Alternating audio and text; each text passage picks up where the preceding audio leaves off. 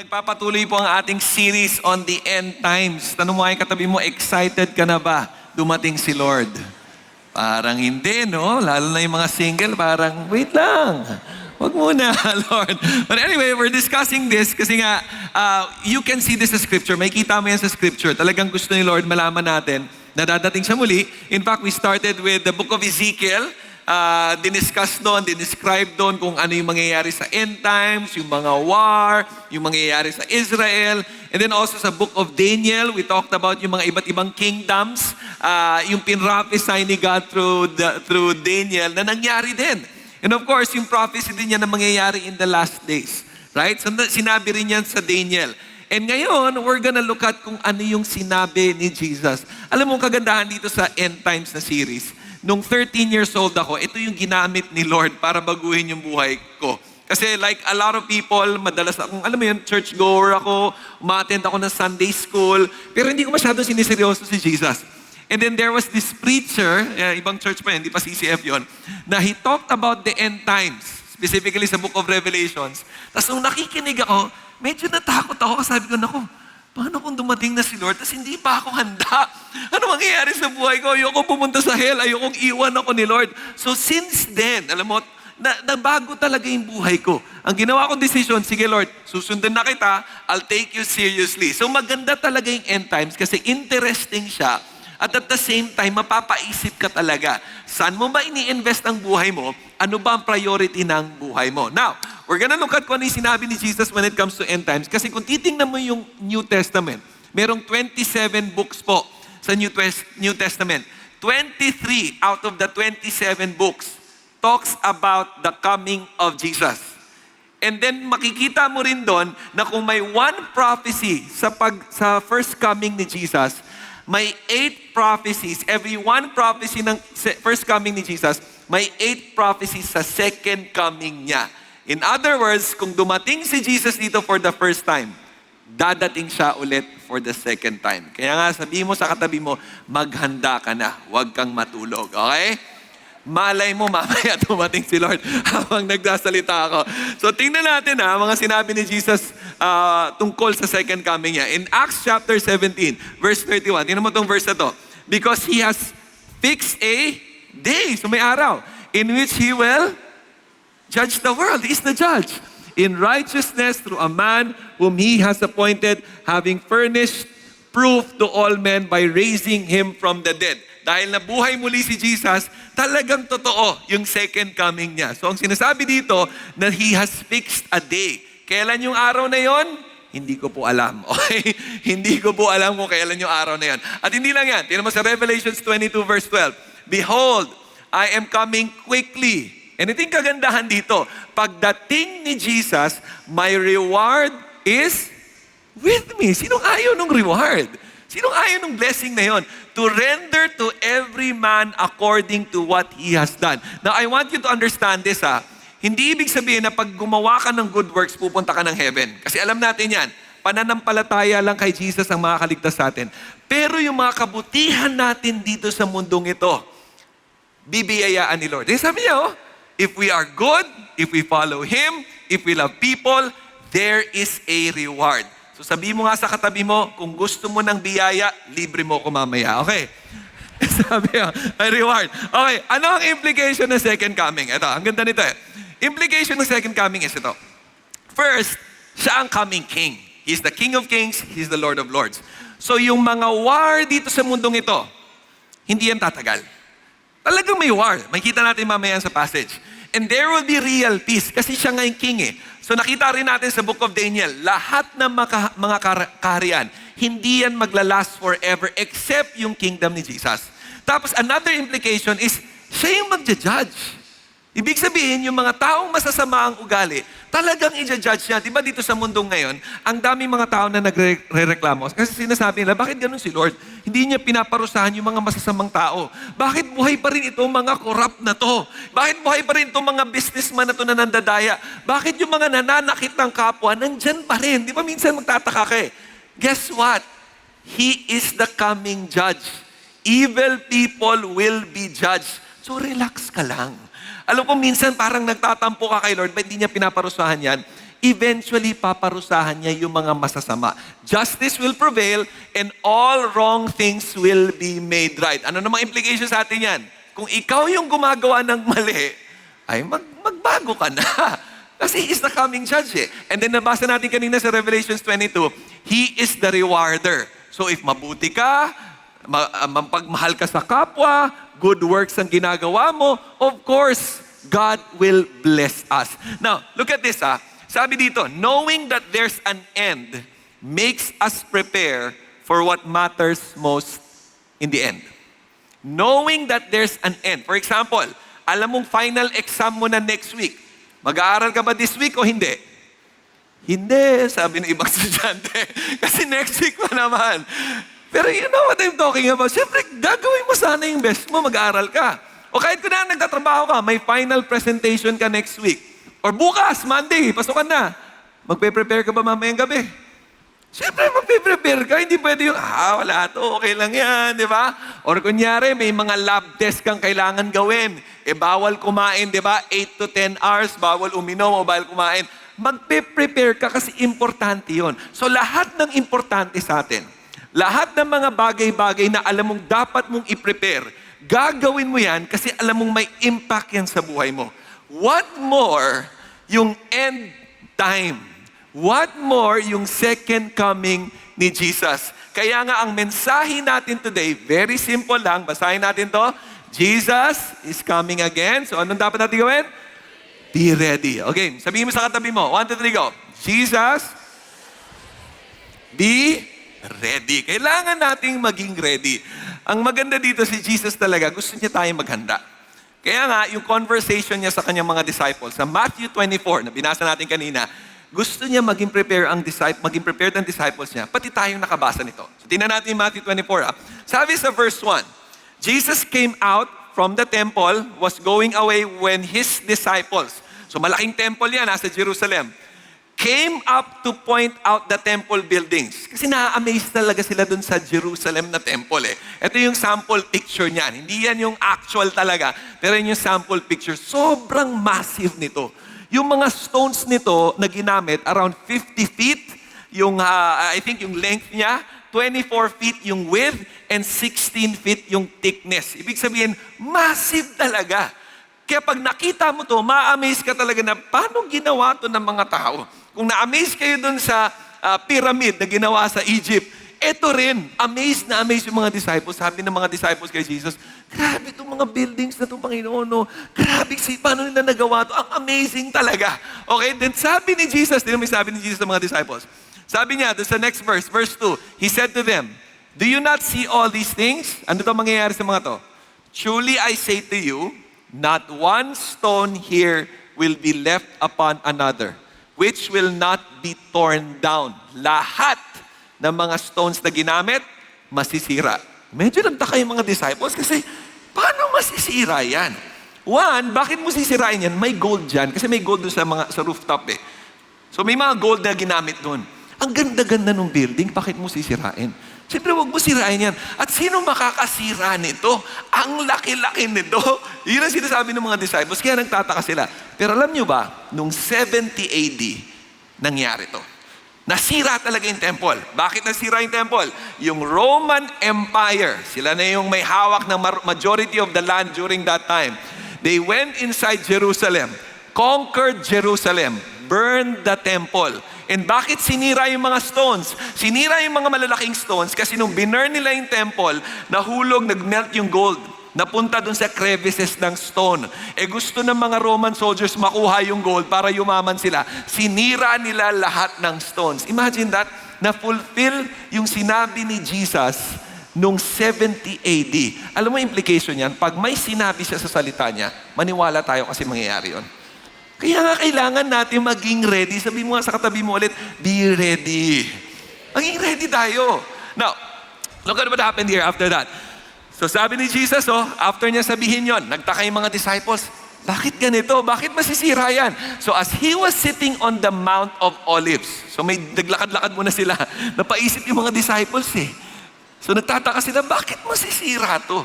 Of course, hindi na alam na mangyayari yan sa 70 AD kasi years before yan eh.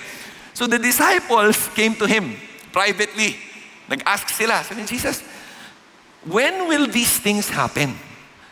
And, tinan mo yung tatlong question lang. When will these things happen? Kailan daw masisira yung temple? What will be the sign of your coming? Meaning to say, kasi napag-uusapan nila yun dadating ulit siya. End of the sign of the age or the end times. Kala kasi ng mga disciples, pag nasira na yung temple, yun na yun. Tapos na. End of the days na. Mawawala na lahat. End na yung age. And of course, He is coming again. He is the King. Siya na yung maghahari. So yun ang iniisip nila. Kailan ba ito mangyayari?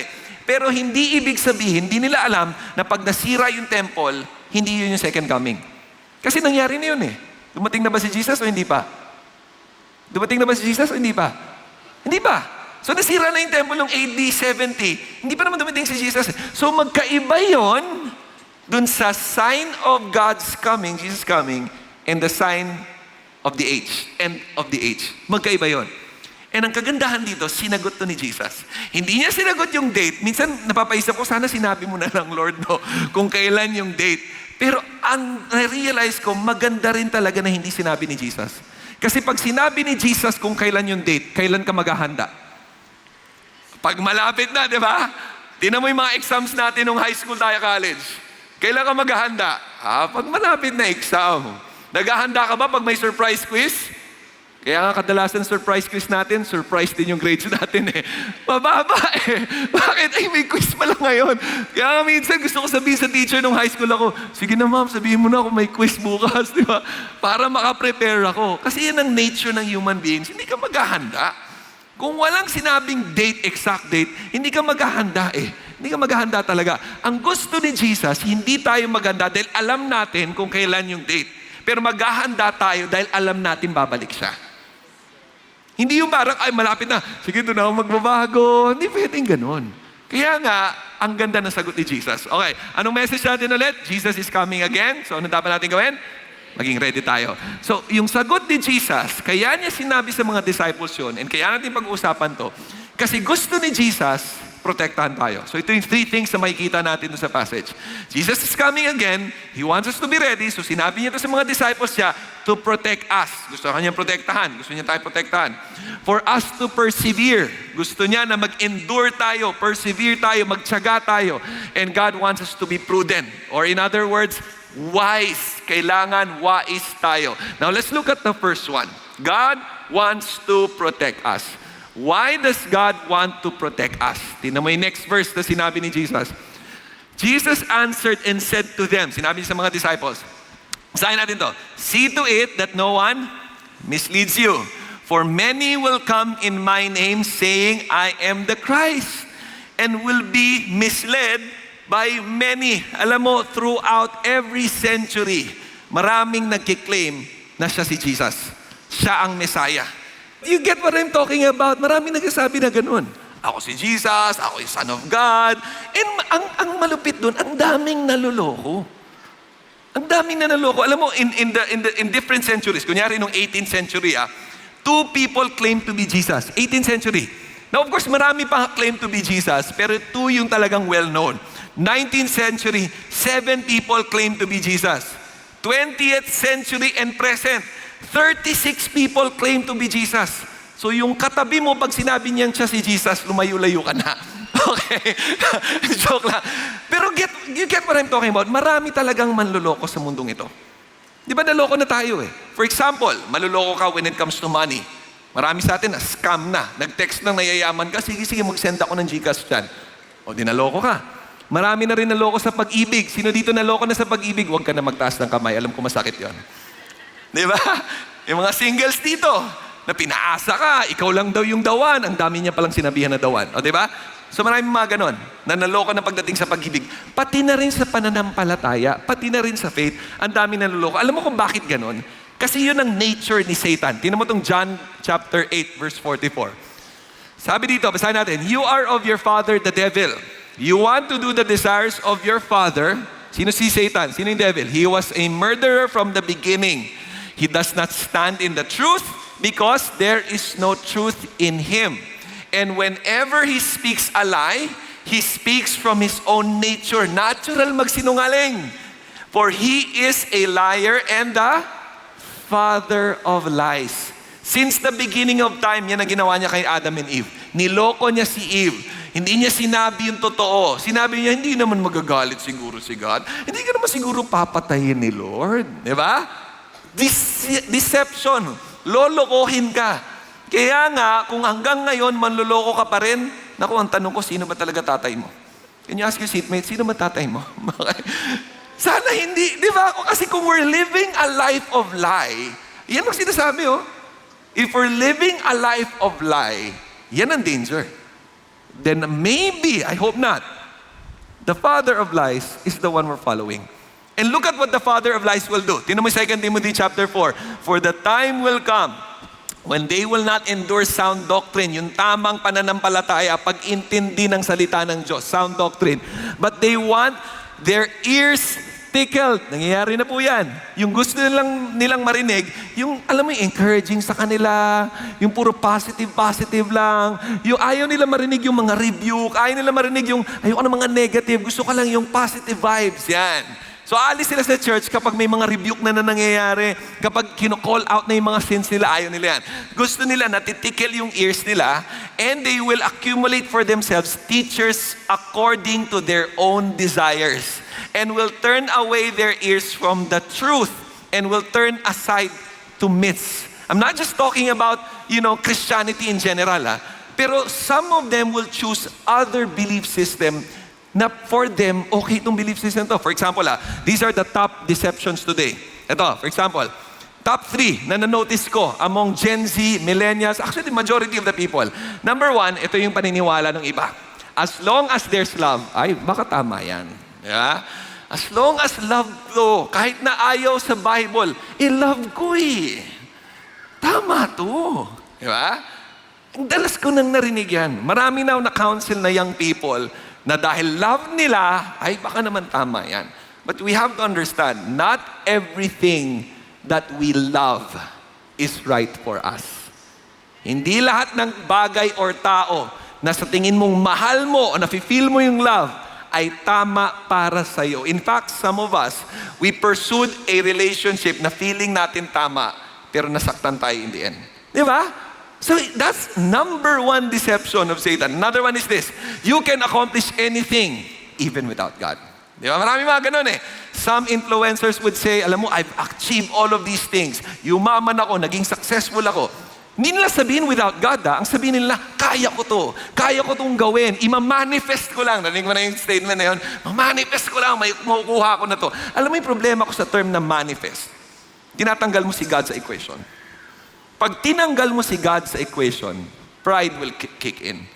Kasi we don't deserve all the good things that we have eh. Kailangan humble tayo before the Lord.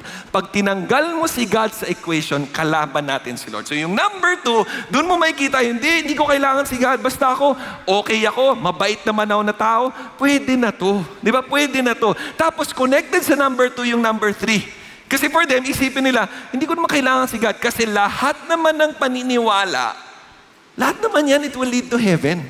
Kahit hindi ako naniniwala kay Jesus, I can still go to heaven. Kahit na hindi ako naniniwala sa Bible, I can still go to heaven. Ang daming paniniwala na ganyan today. Now, I want to show you this chart. Alam mo, favorite ko tong chart na to. I think some of you have seen this nung na-share ko to before. Pero itong chart na to, pinapakita dito. Kasi I divided the 4 major belief system, paniniwala, sa mundong ito.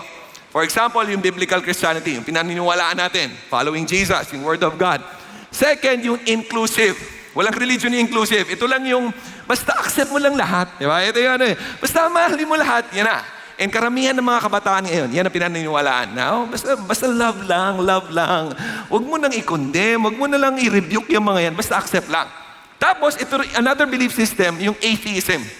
Yung hindi ka naniniwala kay God, or non-religious. Basta hindi ako religious, pero mabait ako. Tapos yung majority of the religion, kinlassify ko sa isang category. Kasi halos pare-pareho yan eh. Most religion, most belief system, Hinduism, Islam, majority magkakapareho yan. Lahat ng paniniwala na yan may requirement. For example, anong requirement ng biblical Christianity? John 3:16. Jesus provided a solution. Anong requirement? For God so loved the world that He gave His one and only Son, that whoever believes. Ayan, our part is to believe. Yun yung requirement ni Jesus. Na siya na yung gumawa ng lahat, namatay siya sa cross. Ang tanong, maniniwala ka ba sa Kanya? Yung requirement ng inclusive, yung tanggap lang ng tanggap, mahalin mo lang lahat. Yan ang requirement nila. Love everyone. Basta love lang. Accept everyone and maging mabait ka.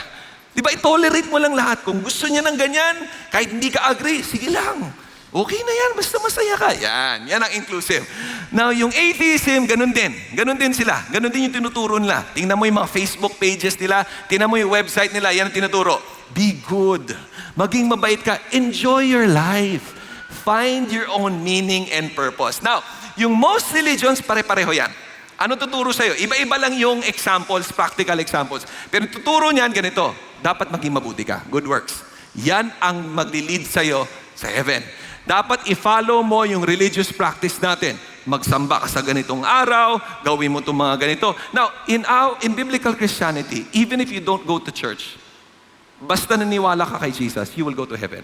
Pero dahil naniniwala ka kay Jesus, you will go to church and be with people. Yung going to church is not the one that leads you to heaven. It's your belief in Jesus. Pero tinuturo pa rin natin na magbasa ka ng Bible. Kasi nga mahal mo si Jesus eh. Manalangin ka, pumunta ka sa simbahan, mag-join ka ng small group. Yung mga examples yun doesn't lead you to heaven, but since love mo si Jesus, gagawin mo yun. Klaro ba? Okay, now, itong mga to, lahat to, meron tong future na promise. Lahat ng belief system. Siyempre gusto mo ng future na maganda. For example, biblical Christianity, anong future? Sa John 3:16, if you believe, you will have eternal life. Diba? Eternal life. You'll go to heaven. How about inclusive? Ito yung malupit. Yung inclusive, pakinggan mo yan ha. Pakinggan mo yung mga mindset nila. Pag ini-interview sila. Ano ang future nila? It depends. Kung gusto mo maging butterfly in the future, edi butterfly ka. Di ba ganun talaga eh? Kung gusto mo na maging, pag namatay ka, tapos pag nabuhay ka muli, ano ka na, eagle ka na, edi kung saan ka masaya. Di, seriously, ganun eh. How about ito, atheism, ano yung paniniwala nila? Ang paniniwala nila is, basta wala na, tapos na. Ang daming philosophers na ganyan. Kung babasahin mo yung mga philosophers ng mga 16th century, 15th century, 17th century, yan ang mga turo nila. Pag namatay na, wala na. Wala nang mangyayari, okay na, zero. And yung iba, okay sa kanila yung nothing. Bakit? Wala nang pain, wala nang suffering. Pero pag-isipan mo maigi ha, imagine, nagtatrabaho ka maigi ngayon, tapos pag namatay ka, alam mong wala na, parang medyo malungkot. Parang baliwala yung buhay mo kasi pag namatay ka, wala na lahat. Diba? Kaya nga yung iba, ang ginagawa nila, YOLO. You only live once. Ay, malapit na dumating si Lord. Tinan mo yung mindset na ganito. Ay, iba sa kanila, ay, malapit na dumating si Lord. Sige, mambababae na ako. Yan. Bakit naman ganon? Yung iba pa inisip na, ay, malapit na dadating si Lord. Gagamitin ko, ima-max out ko na yung credit card ko. Uutang ako na malaki sa bangko kasi dadating na si Lord. Di na magbabayad. Malalaman naman ang mindset na yun, di ba? So kung hindi natin kilala si Lord, hindi tayo naniniwala sa Kanya, gagawa tayong mali. Right? How about most religions? Ito. Most religions, ito ang future na pinapromise. Either eternity or eternal life. Either eternal peace. Magkakaroon ka ng peace. Parang nirvana. Or you will go to paradise. Yung iba tinuturo nila, magkakaroon ka ng maraming babae. Paradise. Or, for some religion, you're gonna become a God. Di ba?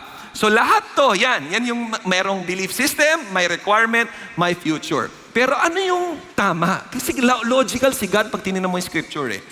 And I will prove to you na yung biblical Christianity is the most logical belief system. Bakit? Kasi kailangan solid yung proof mo. Ano ang foundation mo na tama ang pinapaniwalaan mo?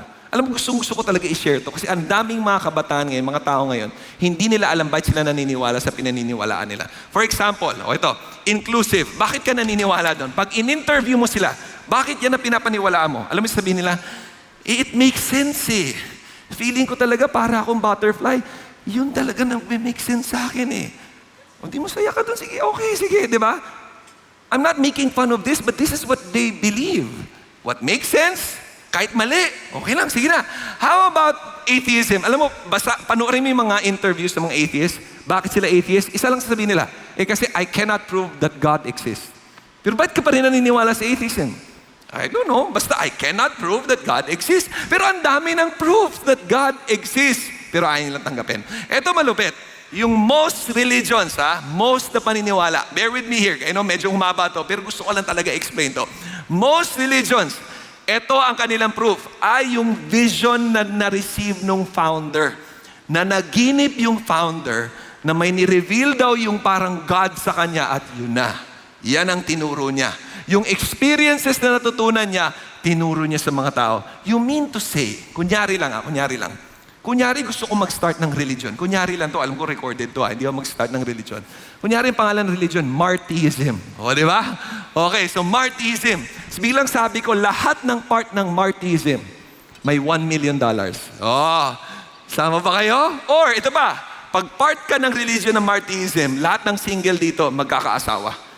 In 1 month. Oh, gusto ko yan, di ba? You mean to say, dahil na naginip lang ako, nag-start ako ng religion, maniniwala na kayo doon?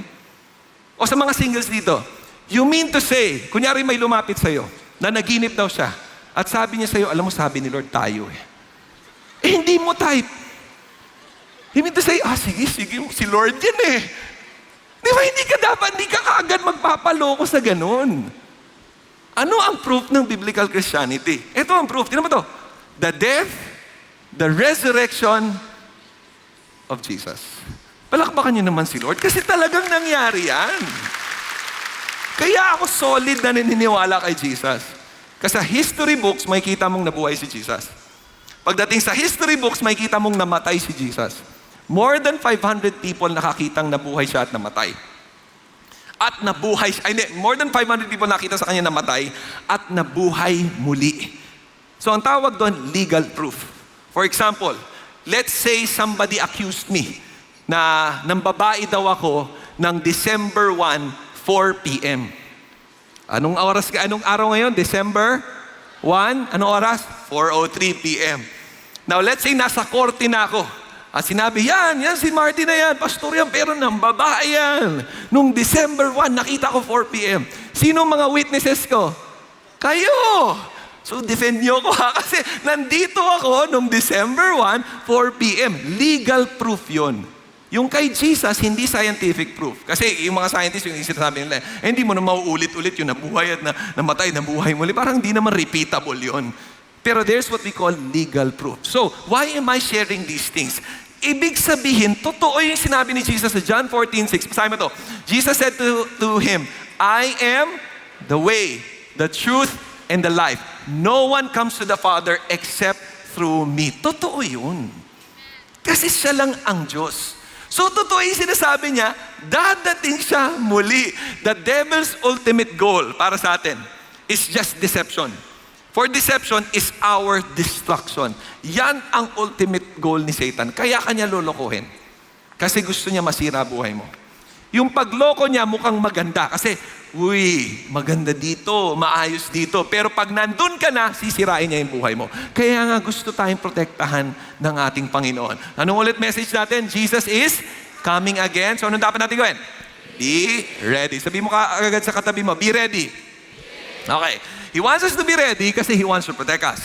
He wants us to be ready kasi He wants us to persevere. Ano ibig sabihin ng pag-persevere? Tingnan mo tong verse na to kasi bakit tayo kailangan mag-persevere? In Matthew 24, eto na. Alam ko narinig nyo na itong mga verses na to before pero pag-aralan natin together. In verse 6, you will be hearing of wars, rumors of wars, which is happening now. You see that you are not frightened. Huwag ka matakot, huwag ka ma-alarm, huwag ka mag-worry kasi kung anak ka ng Diyos, hindi dapat tayo mag-worry. Pero mangyayari to. For those things must take place, pero hindi pa yun ang end. Mangyayari yung mga wars, mangyayari itong mga to. For nation will rise against nation, kingdom against kingdom, which is happening already. And then in various places, there will be famines. There will be earthquakes. Alam mo kung papansinin mo, throughout history, tinan mo itong research na ginawa ng University of Warwick and Humboldt University. Okay? Good universities. Ito yung na-research nila. In the University of Warwick, they show that the frequency of wars, yung mga gera daw, nag-increase daw from 1870 to 2001. 2% increase on average. In fact, look at this one. The number of conflicts rose steadily, 6 daw per year, from 1870 to 1913, tapos 17 wars in the period of 2 world wars, 31 per year in the Cold War, and nung year 1990s onwards, 36 wars per year. Ang daming wars nangyayari. Bakit? Kasi nga, walang God sa ibang mga nation at gusto nila makuha yung gusto nila. Selfishness, pride. They will love themselves. And yun yung sinabi ni God through Paul sa 2 Timothy. So wars are happening at mas nagiging malupit siya. Dati, wala pang nuclear war. Ngayon, malupit na ang nuclear war kasi maraming bansa ang may nuclear war. Hindi lang yun, marami pang mga bansa ngayon binibuild up ang kanilang military. So it's happening. Hindi lang wars ito, famine during the 21st century. Yung Congo, they had a famine noong 1998 to 2007. 5 million died. Sa Sudan, 2003 to 2005, 200,000 people died. Sa Uganda, 2003 to 2006, 100,000 people died. Somalia, 255,000 people died. Today, South Sudan, sa Somalia, Yemen, Northeast Nigeria, ang dami pong famine na nangyayari. Kaya nga each day daw, 25,000, around 9 million na, die from hunger every day. 10,000 children, 3.6 million namamatay out of hunger. Every day. Alam mo, minsan magiging thankful ka sa meron tayo ngayon eh. Kasi imagine sa Pilipinas, by God's grace, yes, may mga nahihirapan, mayroong mga hunger din, pero napapakain lahat eh. Na this is happening today. There are more famines and mas nagiging regular siya. Actually, dahil din sa war, mas nagkakaroon ng famine. At hindi lang famine ito, pandemic. Alam natin to. Pero alam niyo ba yung COVID, hindi siya ganun karami compared sa ibang pandemic Yung Black Death, bubonic death, nung 1347 to 1352. Ilang years yung COVID? 2020, 2021, siguro mga 2023 medyo nag-end na. Hanggang ngayon meron pa naman, pero mild na kaya na ng katawan natin. Yung Black Death, alam mo bang around 200 million daw namatay? Imagine, 200 million namatay. Sa smallpox, New World smallpox, until today, meron pa rin. Sinasabi nila around 55 million ang namatay. Yung Spanish flu, siguro marunong ka na mag-Spanish dito pag meron ka ng flu na yon. Ang dami rin namatay, around 50 million. HIV, AIDS until today. Millions of people. Mas marami pang namatay sa AIDS kaysa sa COVID. Pandemic. And alam mo, pagpapakinggan mo rin yung mga tao ngayon pag nagkukwento sila, pansinin mo yung cancer. Di ba, alam na nila na may breast cancer, pero biglang may mag-evolve. Bagong strain na naman ng breast cancer. Biglang may mag-evolve, bagong blood cancer na naman. Hindi ba kayo nagtataka na bakit parang nade-develop naman yung mundo, gumagaling naman yung mga scientists natin, nasusolve naman natin yung ibang mga sickness, pero biglang hindi mo na kayang isolve kasi bago na naman. Bakit ganun? Kasi yun yung sinabi ni Jesus Mangyayari talaga itong mga to.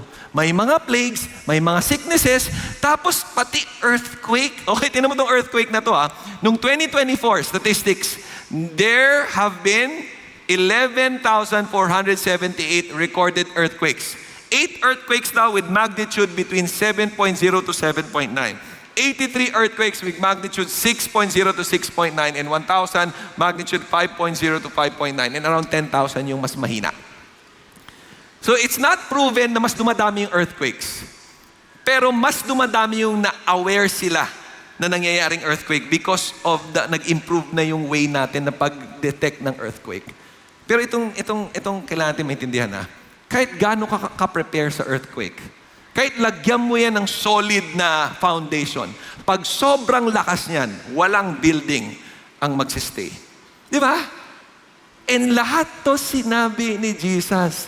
Hindi para takutin tayo pero para maging ready tayo. Kaya nga sabi mo sa katabi mo, baka makatulog yan, be ready. Sabi mo, be ready. Okay. And that's why, sabi ni rin ni Jesus sa Matthew 24 verse 8, but all these things are merely the beginning of birth pangs or birth pains. My wife gave birth to 4 children. So we have 4 kids. And alam na alam ng wife ko kung anong experience ng birth pains. Pag mas nagiging frequent na yung pain, ibig sabihin mas lumalapit na yung oras to give birth. Diba? Sa mga nanay dito, Pag mas nagiging frequent na, mas nagiging madalas at mas sumasakit, baka yun na. In a few hours, lalabas na yung baby. So ang sinasabi ni Jesus dito, pag mas na-experience na natin, mas hindi na natin naintindihan bakit dumadami yung wars, bakit dumadami ang plagues, bakit may mga earthquake na sobrang grabe, ang dami nang namamatay, ay, mukhang malapit nang dumating si Lord. Pero kailan ulit dadating si Lord? Hindi ko alam. Hindi po natin alam. Soon, hindi natin alam. So pag tinanong kayo, hindi natin alam kung kailan dadating si Lord. So, ano pa yung sinabi ni Jesus? Then they will deliver you. Hindi lang yung mga plagues to ha. Hindi lang yung mga wars. Ano pa yung mangyayari dito? Dun sa mga followers ni Jesus, ano mangyayari sa atin? They will deliver you to tribulation and will kill you. There will be people who hate Christians. You will be hated by all nations because of my name. And that time, many will fall away. Ibig sabihin, yung mga taong kala nila, Kristiyano talaga sila. Pero dahil na-persecute sila, ay, hindi ako naniniwala kay Jesus, hindi ako naniniwala kay Jesus. Alam niyo ba yung kwento nung isang kabataan na pinatay niya yung mga estudyante sa isang school? Sa Columbus High yata to eh. So there was this news na yung bata, meron siyang parang rifle, tapos pinamamaril niya yung mga students. So yung iba mga students nagtago. Yung kwento daw ng isang estudyante doon, meron isa na nahuli siya nung taong namamaril. Tapos ang tanong daw sa kanya, do you believe in Jesus? Tapos nung sinabi nung isang bata, nakita niya ito, dalawa sila. Yung isang bata mo na tinanong, do you believe in Jesus? Tapos sabi nung bata, yes, I believe in Jesus. Binaril siya, namatay siya. Yung katabi niya na naniniwala din kay Jesus, natakot siya kasi parang isipin niya, naku, pag nag-yes ako, baka barilin din niya ako. Pero sabi niya, hindi. I will commit to follow Jesus kahit na anong mangyari sa akin. So siya naman yung next tinanong. Tinutukan siya ng baril. Do you believe in Jesus? Ang tagal bago niya sagutin. Kasi kinakabahan siya eh. Tapos bilang sinabi niya, yumuko na lang siya, sinabi niya, yes, I believe in Jesus, I believe in Jesus. Guess what ha? Noong itutupol na niya yung trigger, hindi pumutok. Nakatakbo yung bata, nakaalis. Kasi nagtataka yung taong may hawak ng baril. Bakit nangyayari ito? Bakit biglang hindi pumutok? What am I saying? There will be people on earth that will hate Christians and would like to destroy Christians.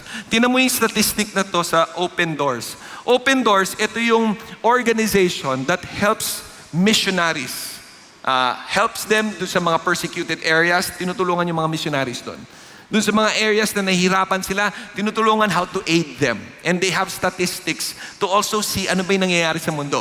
So ano yung nakita nung October 1 until September 30, 2023? Ito yung nakita. 4,998, around 5,000 Christians namatay because of their faith. For 1 year, approximately 13 deaths per day.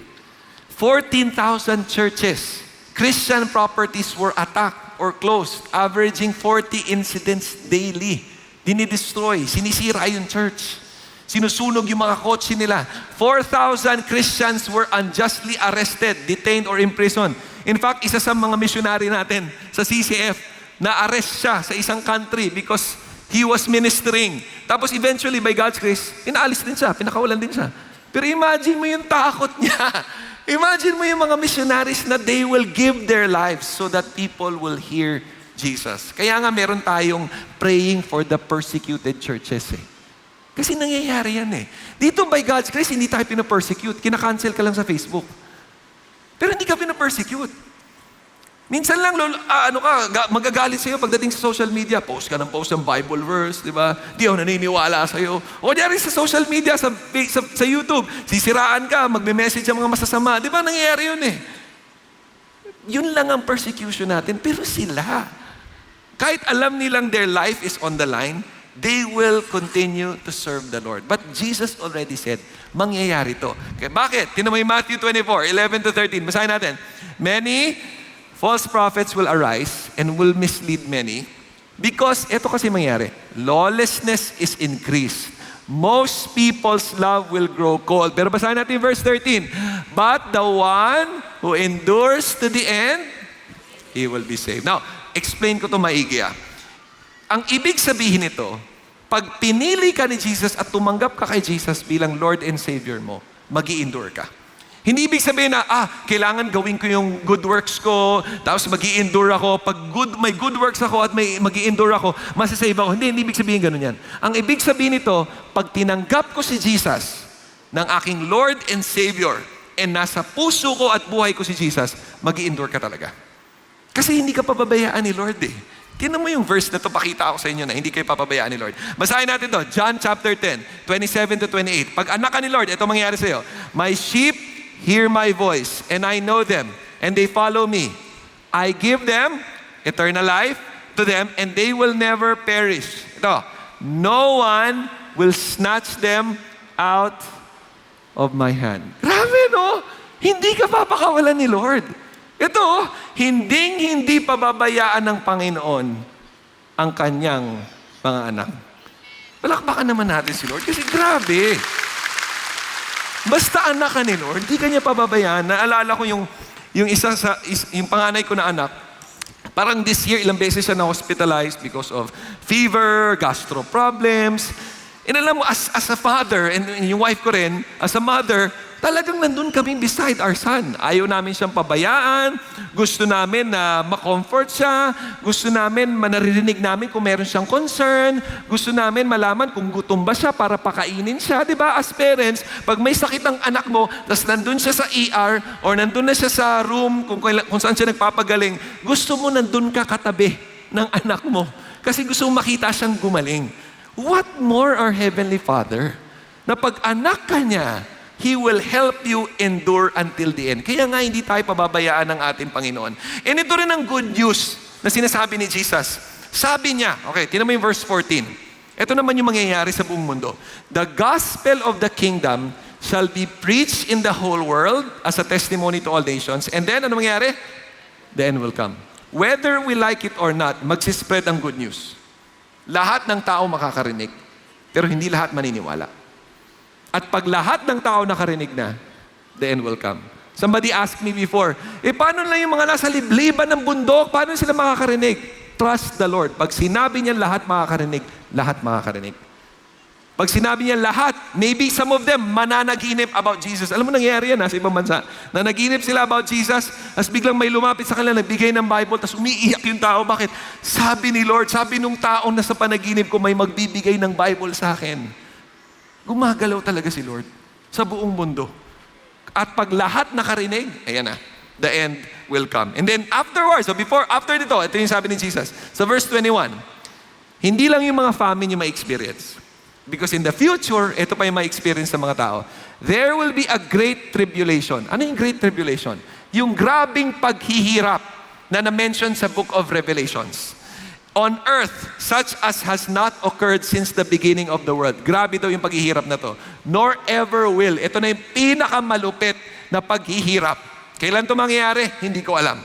Unless those days had been cut short, no life would have been saved, but for the sake of the elect. Sino yung mga elect? Yung mga pinili ni God. Yung mga tumanggap sa Kanya bilang Panginoon at tagapagligtas, yan yung mga pinili ni Lord. These days will be cut short, then if anyone says to you, behold, here is the Christ, there He is, do not believe Him, but there will be a great tribulation. For false Christ, diba? Alam natin, narinig natin kanina to, false prophets will arise, will show great signs, and will show great wonders. You have to understand, si Satan may power din. Yung demons may power din. So kaya nilang gumamit ng tao na parang gagawa ng miracle at sasabihin ng mga tao, yung pala kaya pala niyang gawin yun, siya na lang sundin ko. Ang sinasabi ni Jesus, huwag kang maniwala sa mga yun. Because hindi sila totoo. Hindi sila namatay or nabuhay muli. Si Jesus lang ang nag-predict ng kanyang pagkapatay at pagkabuhay muli. He is the only God. And if possible, even though yung mga elect, baka masway. Pero dahil pinili tayo ni Lord, dahil chosen ka hindi. Ito yung electos, chosen. Sa 1 Peter chapter 2, basahin natin to. You are a chosen race. You are a royal priesthood, a holy nation, a people of God's own possession, so that you may proclaim the excellencies of Him who has called you out of darkness into His marvelous light. In other words, if you have a relationship with God, if talagang seryoso ka kay Jesus, ibig sabihin nun, pinili ka ni Lord. Yan ang ibig sabihin nun. Dahil tumanggap ka kay Jesus, si Jesus ang pumili sa'yo. That's what you call the grace of God. Kaya nga hindi tayo maliligtas sa sarili natin. Yes, malakpakan natin si Lord. That's what you call the grace of God. We are a chosen race. So, immediately, look at verse 29. Ito na. After the tribulation of those days, ito daw mangyayari. After nung tribulation na yun. Some Bible scholars say 7 years yung tribulation. 3.5 years yung mas madaling tribulation. And the next half is the great tribulation. Some scholars, yun ang description nila. Immediately daw, after the tribulation, the days of those days, the sun will be darkened. No, hindi natin alam paano mangyayari yun. Hindi yung blood moon or yung parang sun biglang dumilim, ha? So some people kasi, oh, yun na, the sun is gonna... Hindi pa yun. Kasi tribulation mo na bago mangyari doon. The moon will not give its light. Hindi yung total eclipse, ha? Baka sabihin nyo, ayun na yung end of the world. Hindi, okay? Iba yun. The stars will fall from the sky. Ito malupit to. Stars falling from the sky. Alam mo ba yung sun natin? Star yan. Okay?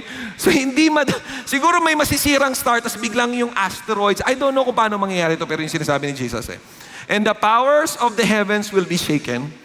The sign of the Son of Man will appear in the sky. Ito nakaka-excite kasi dadating si Jesus eh. Then all the tribes of the earth will mourn. Bakit? Pwedeng mourning out of joy na, thank you Lord, tapos na yung tribulation, nandyan na kayo. Pwedeng mourning din na, hala, totoo pala si Jesus, ba't di ako naniwala? You have to make a choice. Tignan mo yung mangyari next. They will see the Son of Man coming on the clouds of the sky with power and great glory. Tapos biglang sinabi niya, He will send forth His angels with great trumpet and they will gather together His elect from the four winds from one end of the sky to another. Some Bible scholars say, yan yung rapture. Ano yung rapture? Ito yung kukunin niya yung mga naniniwala sa Kanya, get them, grab them, para kang iti-teleport o ililipad ka niya, you will be taken to heaven. I don't know kung paano mangyayari, pero yun ang ibig sabihin ng rapture, kukunin ka ni Lord. Saan natin may kita yan? In 1 Thessalonians chapter 4. Basahin natin to. For the Lord Himself will descend from heaven with a shout, with the voice of the archangel, with the trumpet of God. The dead in Christ will rise first. So yung mga namatay will be taken by God, and then we who are alive and remain will be caught up together. So magsasama-sama tayo. Hindi ko alam paano ito makikita physically, kung makikita ba natin or yung soul spirits lang natin. I really don't know. Pero yun yung sinabi ni God through Paul. Caught up together with them in the clouds to meet the Lord in the air. So we, ito naman yung good news, shall always be with the Lord. Kaya nga iba, yun ang inisip nila, kailan ba ang rapture? Kailan ba mangyayari to? Let me show you this chart. Kasi doon sa rapture, maraming nagdi-debate. Okay? And hindi tayo magdi-debate about this. Pero ito yung chart. Si Jesus, pinrophesy siya nung Old Testament na ito ang birth niya. Nangyari yon. Yung prophecy ng birth ni Jesus, nangyari. Tapos yung prophecy din nung resurrection niya, nangyari din. Tapos napag-usapan natin last week, pati 2 weeks ago, kung na-establish yung Israel nung 1946, nangyari yan. Tapos ngayon, pinag-uusapan natin yung earthquakes, famines, plagues, wars. Nangyayari ba yan ngayon? Nangyayari. Yung gospel preached to the whole world, hindi pa tapos kasi may mga tao pang hindi nakakarinig, nangyayari din yan. And then pinag-uusapan din natin yung tribulation. Pero may debate dito yung mga iba't ibang biblical scholars. Yung iba, sinabi nila, rapture muna bago tribulation. Ako personally, ito gusto ko. Kasi sino bang gusto na ma-experience yung tribulation, di ba? So personal lang naman to na preference ko. Pero lahat po to may Bible reference. Yung pre-tribulation, may kita mo rin sa Bible yan. Yung mid-tribulation, meaning say, dadaan ko muna sandali sa tribulation, maybe 3.5 years. As after doon, kukunin na ako ni Lord. Wow, thank you Lord. And then yung last one is yung post-trib. Papa-experience muna sa iyo lahat. Lahat ng pag-iirap. As biglang, rapture na. And then the second coming of Jesus Christ. And then pagdating ng second coming, may millennial kingdom, which is in the book of Revelation. Hindi natin pag-usapan niya ngayon. And then judgment day. And after that, ito na yung pinakamaganda, eternity. Di ba? Either eternal death or eternal life. Now, pagdating sa rapture, hindi natin alam ano ba talaga mangyayari.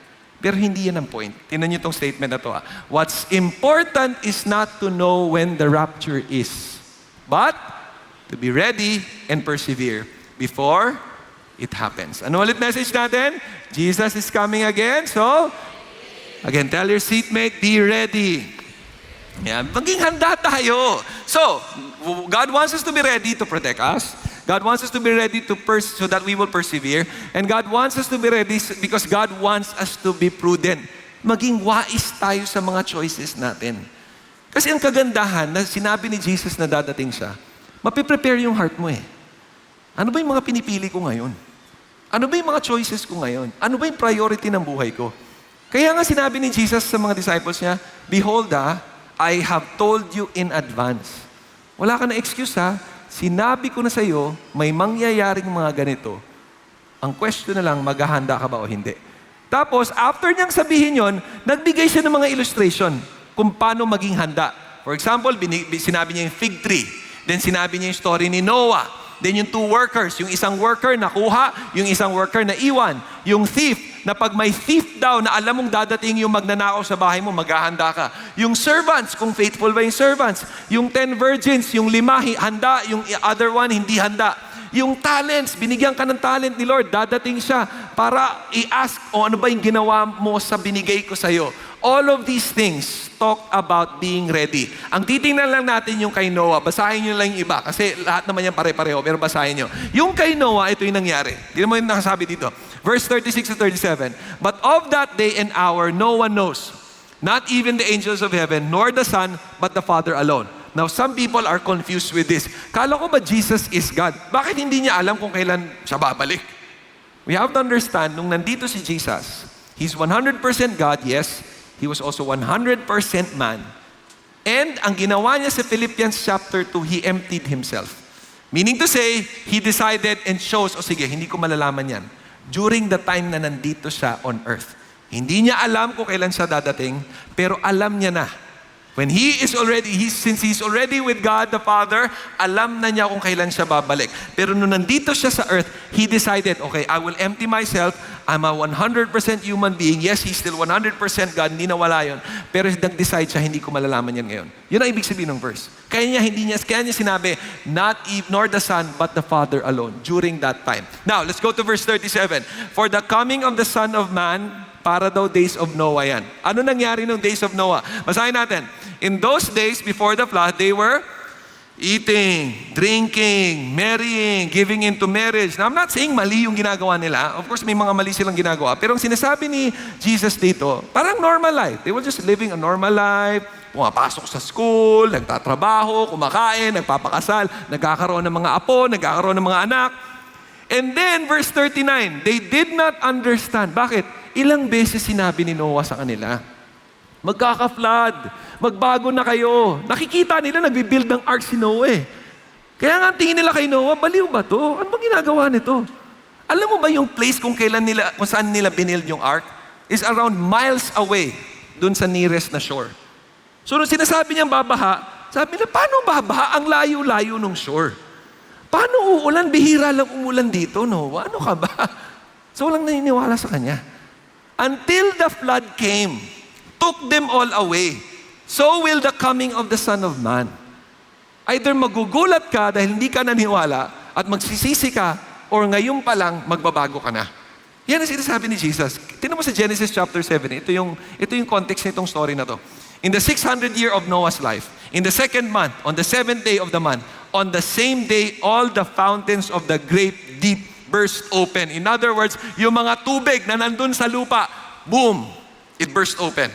And the floodgates of heaven, yung sky, nagkaroon ng malupit na malaking clouds. And then boom, rain fell on the earth. How many days? 40 days. Alam mo nung una, sinasabi ko, ay parang imposible namang babahain ang buong mundo. 40 days and 40 nights lang yung rain. Until nagka-undoy. Naalala niyo yung undoy? Ilang days lang nag-rain nun? I think around 3 days lang consistent. 3 days lang? Sobrang bumaha sa buong Metro Manila. 3 days lang yun Tingnan mo yung nangyari sa Dubai recently. 1 day lang yan or 2 days, nabaha yung buong Dubai. Diba? So yung 40 days and 40 nights na malupit na ulan, tapos pati pa yung nasa ground, it burst open, talagang lubog ang buong mundo. Pero hindi naniwala yung mga tao. And then look at the next verse. In verse 13 and 16, on the very same day, Noah and Shem and Ham, yung mga anak niya, yung pamilya niya, and Noah's wife and 3 wives of his son with them entered the ark. You know, Noah obeyed the Lord. Hindi nila naintindihan ba't niya kailangan mag-build ng ark, pero naniniwala siya kay Lord na sinabi ni Lord magkaka-flood, ginawa niya. And those that entered, male and female, of all flesh, pati yung mga animals, entered as God had commanded him. May commandment si God sa atin. And nung nag-enter na sila, anong ginawa sa last part? The Lord closed the door. And yan din ang gagawin niya pagdating niya. He's gonna close the door. But the question is, are you inside His family? Or are you outside? Kasi ang dami na natin mga messages na rinig about this eh. Kaya nga gusto ko yung end times. Kasi it's like a wake-up call. Sabi mo nga sa katabi mo, "Hoy, gising na. Malapit na tayo matapos. Gising na." Mag-e-end na yung message. Pero baka mag-end na rin yung word. Tulog ka pa rin. Wag naman sanang ganon. And look at what Hebrews chapter 11 says. Without faith, kung wala kang pananampalataya kay Jesus, hindi mo siya mapiplease. For he who comes to God must believe that He is, and He is a rewarder of those who seek Him. Yun ang ginawa ni Noah. He stepped in faith. Okay, Lord. Hindi ko alam paano magkaka-flood, pero sinabi mo eh. He warned the people. He warned his family. Ganun siya ka-concern. Kaya nga, yun din dapat ang gawin natin, knowing na dadating si Lord. Marami ka pa mga kamag-anak hindi nakakilala kay Jesus. Kailangan nilang malaman kung sino talaga si Jesus. Kailangan lang makita na si Jesus lang ang only way, truth, and life. And ano pa yung nangyari? In reverence, he prepared the ark. He obeyed the Lord for the salvation of his household, by which he condemned the world and became an heir of the righteousness which is according to faith. Dahil nanampalataya siya, God protected him. You know, the worst thing that can happen to us is to make so much investment and effort to reach a destination. Nakala mo tama, we think is right, when it's absolutely wrong. Kasi ang dami nating investments here on earth. I'm not saying mali mag-invest Pero kung yung investment mo ang pinaka-priority mo sa buhay at hindi si Lord, then at the end of everything, marirealize mo na sayang pala. Di ba may mga investment tayo na in the end, mali pala tong investment na to. Nakaka-frustrate yun. What more? Pag nalaman mo sa dulo, totoo pala si God. Totoo palang dadating siya. Pero hindi mo siya sineryoso. Kaya nga, gusto ni Jesus, maging ready tayo. Because Jesus is coming again. So again, tell your seatmate, be ready. 1, 2, 3, go. So why? Why did Jesus tell us these things to protect us? So that we will persevere and para maging prudent or wise tayo. Ano ibig sabihin na pagiging ready? Basahin natin to as we are about to close. In Luke chapter 21, verse 28. Basahin nga natin yan. When these things begin to take place, straighten up. Lift up your heads because your redemption is drawing near. 2 things. Straighten up. In Tagalog, ayusin na natin buhay natin. Some of us are still living a life of sin. Alam mo nang mali. Maybe may relationship ka ngayon na alam mong ayaw ni Lord. Pero nandiyan ka pa rin. Malapit na nga siyang dumating, hindi natin alam kung kailan. Straighten up. Ayusin na natin buhay natin. Maybe for some of us, may mga illegal practices pa rin tayong ginagawa sa business, sa trabaho natin, whatever that is. Let's straighten up. Ayusin na natin buhay natin. Maybe for some of us, until now, hindi mo siniseryoso si God. Umaattend ka lang dito kasi in-invite ka ng friend mo. O may crush ka na girl, tapos kinamahan mo lang siya. Sige, attend na ako dyan. Pero hindi ka pa rin seryoso. Baka kaya nga nandito ka ngayon. Para marinig na si Jesus lang ang Diyos, dadating siya muli, anong gagawin mo sa buhay mo? Straighten up.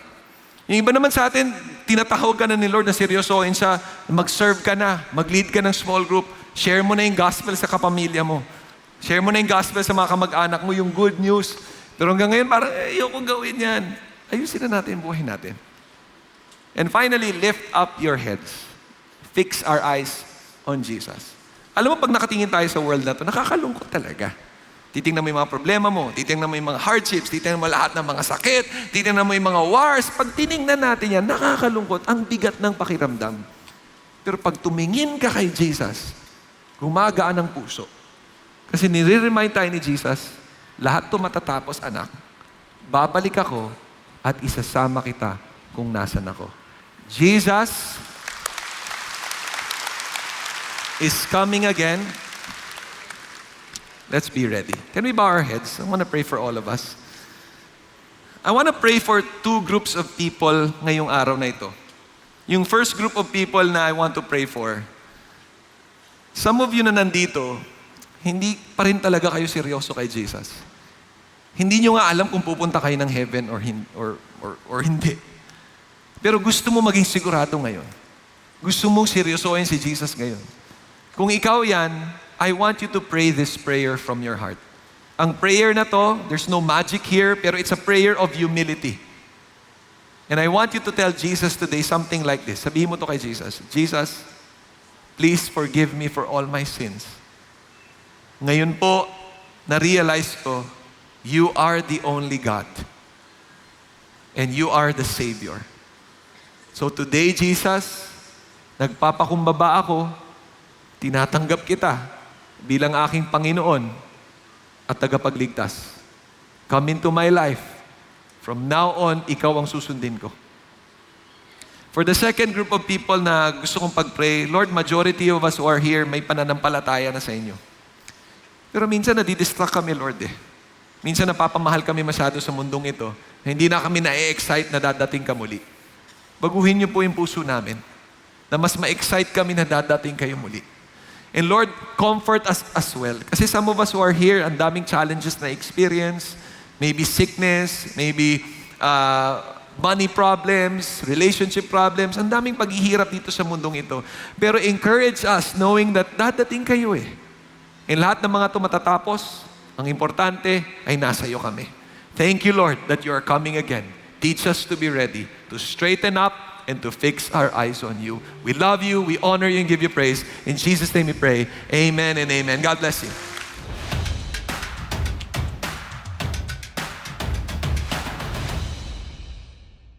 Magandang araw, CCF family! Welcome to Sunday Fast Track, where you ask real-life questions and we give you biblical truths. Ako po si Ian Perez mula sa Big Ministry at kasama natin ang ating speaker na si Pastor Marty Ocaya upang sagutin ang inyong mga katanungan.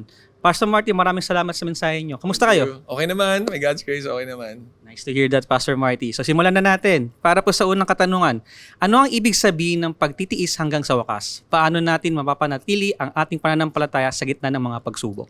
Yun talaga yung sinabi ni Jesus, yung mag-endure tayo, mag-persevere. Ang ibig sabihin nun, yung pananampalataya natin, dapat mag-stay yun. Na kahit ang daming mga temptation, ang daming mga trials, na we will still choose Jesus. Kahit na may mga pagsubok, kahit may mga paghihirap. And ang kagandahan, pag may pananampalataya kay Jesus, definitely pinili ka niya. And dahil doon, kaya natin mag-endure. Hindi natin kaya mag-endure kung tayo lang eh. Kasi human beings tayo, ang hirap talagang labanan yung mga temptation, yung mga weaknesses, ang hirap talagang labanan yun. Pero dahil sa Holy Spirit, dahil si Jesus nasa atin, kaya natin mag-endure till the end. Sakto, Pastor Martin, we can do it through Him who gives us strength. Yes. Alright, para sa pangalawang katanungan, bakit mahalaga ang pagiging maingat sa ating mga desisyon, lalo na kung ito ay may kaugnayan sa ating spiritual na buhay? Yung sa Matthew 24 na pinag-usapan natin sa mensahe kanina, ang daming parables na binanggit ni Jesus doon. Kaya niya minention yung mga parables na yun after niyang sabihin yung end times kasi gusto niya maging handa tayo. And ang pagiging handa, ibig sabihin nun, kailangan wise yung decisions natin. Tama yung pipiliin natin. Kasi ang daming choices sa mundong ito eh. Lalo na pagdating sa spiritual life, ang daming mga choices eh. So pag ang pinili natin yung maling landas, may effect yun sa life natin here on earth. And of course, pwedeng may effect yun sa eternity. Lalo na kung hindi ka pa nananampalataya kay Jesus, tapos ang pinipili mo, ibang God, ibang Diyos-Diyosan. Siyempre, hindi ka masasama sa kanyang kingdom. So, importante na ngayon pa lang, maging wise tayo. And hindi lang yung, let's say, some of us, Kristiyano na talaga tayo, di ba? May relationship tayo kay Jesus. Pero meron pa rin mga taong lolokohin tayo. Si Satan, ido-draw away tayo from the Lord. May consequences here on earth yon. So kaya kailangan maging wise tayo sa mga decision making natin. Salamat for that, Pastor Marty. At para sa uling katanungan, paano natin mapaghahandaan ng pagbabalik ni Jesus? Anong mga bagay ang dapat nating pagtuunan ng pansin bilang paghahanda? Sabi ni Jesus sa Luke 21 verse 28 na sabi niya nga doon, pag nakita mo na itong mga signs na to, ibig sabihin malapit na yung dating niya. So ang dapat natin gawin, to straighten up and to look up to the heavens. Ano ibig sabihin nun? Straighten up means ayusin natin ang buhay natin. Kasi kung talagang alam natin dadating si Jesus and mahal mo si Lord, babaguhin mo yung buhay mo eh. Isa-stop mo yung mga bagay-bagay na alam mong mali. Pipiliin mo siya. Kung may relationship ka na alam mong hindi gusto ni Lord, let go mo yon. Kung may mga practices ka sa trabaho mo na alam mong ayaw ni Lord, hindi mo na gagawin yon. At kung sinabi ni Lord, maglingkod ka. Kung sinabi ni Lord na mag-share ka ng gospel, gagawin mo yun. Kasi nga dadating siya muli. At yung pangalawa, sinabi niya doon, look up to the heavens. Meaning to say, fix your eyes on Jesus. Kasi pag nakatingin ka sa world na to, medyo nakakalungkot talaga. Pag tinignan mo yung buhay mo, yung mga problema sa buhay mo, nakakalungkot. Pero pag tumingin tayo kay Jesus, ma-encourage tayo, magkaka-peace tayo, and ma-excite tayo na dadating siya muli. Fix on eyes on Jesus. Maraming salamat, Pastor Marty, sa pagsagot sa ating mga katanungan. Pero bago tayo magtapos, ang Intentional Discipleship Conference ay magaganap muli this coming January 23 to 25, 2025. Ang tema po natin ngayong taon ay Love and Truth, Inseparable. At marami po kami hinandang exciting plenary speakers and workshop para po sa inyo. Ang main hall tickets ay sold out na, pero huwag kayong mabahala. Meron pa kayong pagkakataon makakuha ng overflow tickets. Visit the idc.org.ph to secure a slot. And that's it for CCF Sunday Pasrak. God bless.